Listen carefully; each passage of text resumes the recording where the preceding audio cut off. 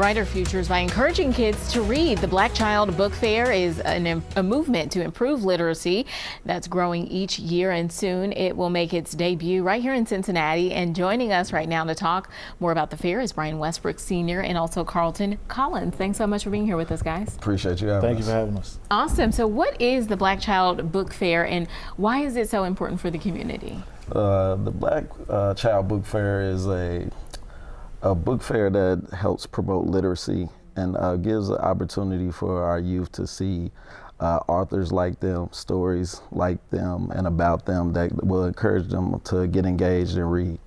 So it's not just about, hey, wanting to read. It's feeling like I can connect to the people in these books too. Is that what it is? Yeah, absolutely. And I think it ties into, where we're going as a state and around the science of reading. Like they talk about culturally relevant learning materials. So this is just an opportunity to extend that space and extend access to reading materials for that promote representation, right? It just encourages those kids just to be a little bit more attuned to what they're reading, what they're ingesting, and it just gives them a little bit of encouragement in the process. And we were talking about in the break just how difficult that is to do in today's society when every kid just about has a cell phone. Now, what can families expect when they attend your event? They can expect an experience of books, engagement with the authors, being able to even have those discussions, maybe some silent reading corners for them to engage with the different authors and the books. And also we plan on, offering some vouchers for, some free books for some first 200 kids.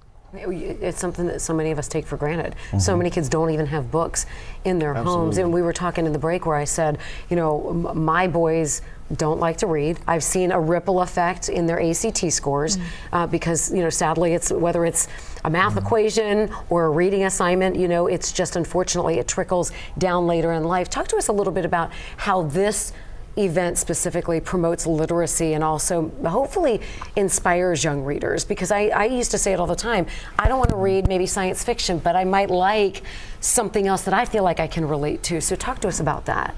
So for me, right, I'm an author myself. I don't have a children's book. My book is called Rebel, Resist Every Bias on Every Level. But if I had not seen Nikki Giovanni do a book signing at Borders Books in Tri-County, right, I may have never aspired to be an author, right? So I think it's just we're creating an opportunity for just that exposure, to even be able to ask the question of what will it take for me to do this one day, right? But also I think literacy and being able to address literacy is something that absolutely promotes health later in life, right? When we start talking about the social determinants of health, literacy is at the base of all of that. So by giving kids more of a solid and strong foundation, I think you set them up to be successful for generations. Yeah, no doubt. So important, guys. Thanks so much for being here with us and letting us know all about the event. The Black Child Book Fair is happening Saturday, March 1st. That's going to be at Agape Love Ministries Church on Reading Road.